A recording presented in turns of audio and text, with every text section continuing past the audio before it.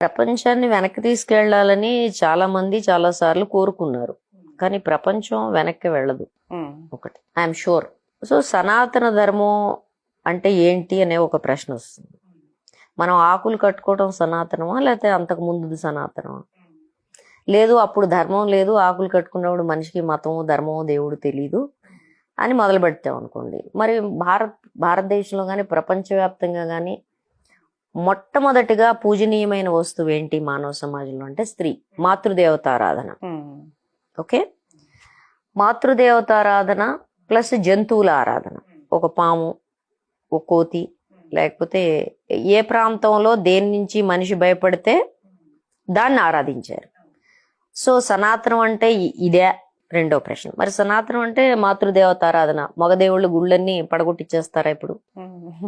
అక్కడ సనాతనం అంటున్నారు. ఒకప్పుడు గ్రామ దేవతలు ఉండేవాళ్ళు, ఒకప్పుడే ఇప్పుడు కూడా ఉన్నారు. అంటే ఒకప్పుడు అవే మెయిన్ గా గ్రామ దేవతలనే ఎక్కువగా పూజించేవాళ్ళు. తర్వాత అన్ని ఈ గుళ్ళు వచ్చినా ఇవాళ కూడా గ్రామ దేవతలు, మొన్న కోవిడ్ అప్పుడు కూడా నైవేద్యాలు గ్రామ దేవతలకే పెట్టుకున్నారు. ఎందుకు పెట్టుకున్నా తెలుసా? వాళ్ళ అమ్మ దేవతలు. రోగాల నుంచి, రొప్పుల నుంచి, ఆపదల నుంచి పిల్లల్ని కాపాడేది వాళ్ళు. మగదేవతలు కాదనే విషయం ఊళ్ళో జనాలందరికీ తెలుసు. పంటలు పండించేది వాళ్ళని తెలుసు, వాళ్ళకే బోనం పెడతారు. అవును, బోనాల పండుగే ప్రత్యేకంగా చేసేదే. అంచేత ఈ మగదేవుళ్ళు అప్పుడప్పుడు ఆయుధాలు పట్టుకుని యుద్ధాలు చేయడానికి పనికొస్తారు తప్ప మరి దేనికి కాదనే విషయం జనాలందరికీ తెలుసు, ముఖ్యంగా తెలంగాణలో. అందుకని లెటస్ కమ్ బ్యాక్. ఈ అమ్మదేవతలకు సంబంధించిన ఆరాధనని మళ్ళీ పునఃస్థాపించడం సనాతన ధర్మమా అంటే? మీరు సనాతన ధర్మానికి కట్ ఆఫ్ డేట్ ఎక్కడ ఇచ్చారు? పోనీ వేదకాలపు సనాతన ధర్మమా? ఇప్పుడు వేదాల్లో ఉపనిషత్తుల్లో నువ్వు ఆవు మాంసం తినమని ఉంది, మరి ఇప్పుడు మొదలు పెడతారా తింటాం? యజ్ఞయాగాదుల్లో ఆవుల్ని బలివ్వడం ఉంది, బలివ్వడం మొదలు పెడతారా? యజ్ఞయాగాదుల్లో మనుషుల్ని బలివ్వడం ఉంది, బలిస్తారా? ఎందుకంటే శ్రీకృష్ణుడి గురువు కొడుకు ఎవరో యజ్ఞ పశువుగా ఉంటే విడిపించి తెచ్చిన ఘటన ఒకటి ఉంటుంది భాగవతంలో. అంతే, యజ్ఞయాగాదుల్లో బలిచ్చేవాళ్ళు మనుషులను కూడా. మరి వాటిని ఇస్తారా? ఇప్పుడు సనాతన ధర్మం అంటే నేను కూడా కన్ఫ్యూజన్ లో ఉన్నా. మీ కట్ ఆఫ్ డేట్ ఏంటనేది, ప్రతిదానికి ఒక కట్ ఆఫ్ డేట్ ఉండాలి కదా. లేదు, వేదకాలాన్ని మేము తిరస్కరిస్తున్నాం అంటే మీరు ఉపనిషత్తుల కాలంలో ఉన్నారా, దర్శనాల కాలంలో ఉన్నారా? మరి దర్శనాల కాలంలో ఉంటే నీకు 6 దర్శనాలు ఆస్తిక దర్శనాలు ఉంటే 6 దర్శనాలు నాస్తిక దర్శనాలు ఉన్నాయి భారతీయ తాత్విక స్రవంతిలో. మరి ఈ నాస్తిక దర్శనాలని మీరు ఆమోదిస్తే వైశేషికము, మీమాంస ఇవన్నీ మీరు ఆమోదిస్తారా? న్యాయమీమాంస దగ్గర నుంచి అవి ఆమోదిస్తే చాలా ప్రమాదంలో పడతాము. తర్వాత మరి మీ కట్ ఆఫ్ డేటు ఇప్పుడు వస్తున్న ప్రాపగాండాలో ఈ కట్ ఆఫ్ డేటు కేవలం వేదకాలానికి కూడా వెళ్ళ, పురాణ కాలానికి కూడా వెళ్ళ. వీళ్ళ కట్ ఆఫ్ డేటు మనుస్మృతి దగ్గర ఆగుంది. ఇలా చెప్పుకుంటూ పోతే చాలా ఉన్నాయి. మనుస్మృతి దగ్గర ఆగుంది. అంటే ఒక 2000 ఏళ్ళు. ఈ 2000 ఏళ్ల క్రితం ఉండేదాన్ని సనాతనం అని మనం అనుకుందామా? ఒక ప్రశ్నార్థకం. ఒకటి, సనాతనం అంటే నువ్వు 2000 ఏళ్ళు కట్ ఆఫ్ డేటు ఏ ప్రాతిపదిక మీద ఇచ్చావు అనేది రెండో ప్రశ్న. అంటే ఆర్ఎస్ఎస్ వాళ్ళు మనం నెత్తి మీద పెట్టుకున్నారు కుల ధర్మాన్ని, వర్ణాశ్రమ ధర్మాన్ని, కింద జాతులందరినీ తొక్కి పెట్టాలి, రాజులు యుద్ధాలు చేయాలి. అంటే ఇప్పుడు మన అసెంబ్లీలకి, పార్లమెంట్లకి సనాతన ధర్మం ప్రకారం శూద్రుల్ని ఎవరిని వెళ్ళనీయకుండా, ఆడవాళ్ళని వెళ్ళనీయకుండా కేవలం క్షత్రియులు అనేవాళ్ళు మాత్రమే అసెంబ్లీ పార్లమెంట్కి వెళ్తారా? ఎందుకంటే పరిపాలించాల్సిన వాళ్ళు కదా. అట్లనే మన ఎడ్యుకేషన్ ఇన్స్టిట్యూట్స్ అన్నిట్లో మిగిలిన కులాల వాళ్ళందరినీ ఎత్తేసి బ్రాహ్మణులు మాత్రమే అధ్యయనాలు చేస్తారా? ఎందుకంటే చదువుకునే హక్కు వాళ్ళకి ఒక్కళ్ళకే ఉంది.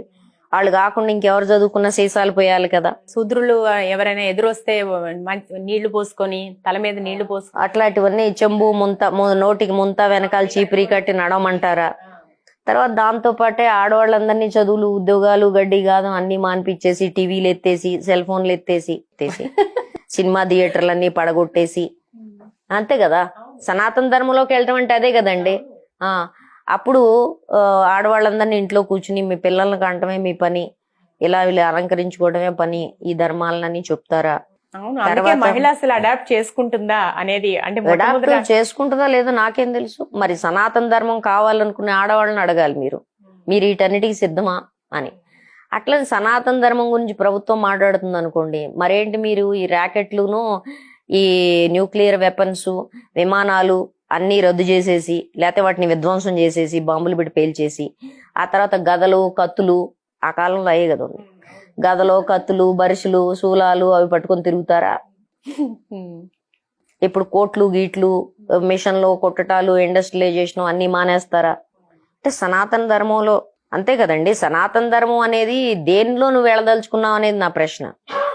అంటే ఇవన్నీ ఉంటాయండి, మిగిలిన వాటిల్లో వెళ్ళదలుచుకున్నాం అన్నారు అనుకో, పోనీ సామాజిక పరంలో వెళ్ళదలుచుకున్నాం అన్నారు అనుకోండి, పోనీ సామాజిక పరంలో అంటే సనాతన ధర్మం మనువు కాలం నాటి కత్తులు గదాలకు వెళ్ళము, మిగిలినవన్నీ అట్లే ఉంటాయి కానండి, ఆడవాళ్ల విషయంలోనూ మిగిలిన కులాల విషయంలో మేము సనాతన ధర్మానికి వెళ్తాం అంటారా? అప్పుడంటే మీరు ఏం చేయదలుచుకున్నారు? అదే ఆడవాళ్ళని ఇళ్లలోకి నెట్టేయండి, టీవీలు గీవీలు ఇళ్లలోంచి ఎత్తేయండి, ఎందుకంటే చెడగొడతాయి, పుస్తకాలు ఇళ్లలో ఉంచొద్దు, అవి చదివి చెడిపోతారు. అదే సేమ్ సామాజిక వ్యవస్థలో విద్యా బిజినెస్ మొత్తంలో బ్రాహ్మణులు, పరిపాలన అసెంబ్లీలు పార్లమెంటుల్లో క్షత్రియులు, వ్యవసాయం చేసుకోవటంలో శూద్రులు, వ్యాపారంలో వైశ్యులు, వ్యాపారంలో అంటే కార్పొరేట్లో వ్యాపార వయసులు కానోళ్ళందరినీ నెట్టేసి ఎవడ ఉంటానికి వీలు లేదురా అని నెట్టేసి, మరి ఎలాన్ మస్క్ ఉంచాలా, వాడు కౌంటర్ అవునా కాదా మనకు తెలియదు. సో ఎలాన్ మస్క్ ని అనుమతిస్తామా లేదా దేశంలోకి, అది ఒక డైలమా. అందుకని ఇలాంటివి తేల్చాల్సిన విషయాలు చాలానే ఉన్నాయి. మరి సనాతన ధర్మం మాట్లాడేవాళ్ళు ఇవన్నీ తేల్చి ఏం ఆలోచిస్తున్నారో నేను కూడా కొంచెం తెలుసుకోవాల్సిన అవసరం ఉంది. బాబు ఈ విషయాలన్నీ మరి నా బుర్రలోకి వచ్చినాయి, బుర్ర అంటూ ఉన్నాక మరి దీని మీద మీ అభిప్రాయం ఏంటి అని నేను కూడా అడగాలి కొద్దిగా. చాలా చక్కగా చెప్పారండి. మీరు లేవనెత్తిన ప్రశ్నలు కరెక్ట్. నిజంగా వీటికి సమాధానాలు అయితే దొరకవు నేను అనుకుంటున్నాను. కానీ సనాతన ధర్మం పక్కన పెట్టి ధర్మం గురించి ఆలోచిస్తే బాగుంటుంది. అప్పుడు కాస్త మానవ ధర్మం గురించి ఆలోచించండి. ఒక మనిషిని దోచుకొని, ఒక మనిషిని అణిచివేయని ఒక ధర్మం ఉంది, అది మానవ ధర్మం. దాని గురించి మాట్లాడండి. సనాతనము, పురాతనము, అతి ప్రాచీనము అన్ని అయిపోయినాయి. గతించిన కాలాన్ని పట్టుకుని వేలాడకండి. గతించిన కాలాన్ని పట్టుకుని వేలాడేది భూతాలు దెయ్యాలు మాత్రమే, మనుషులు కాదు.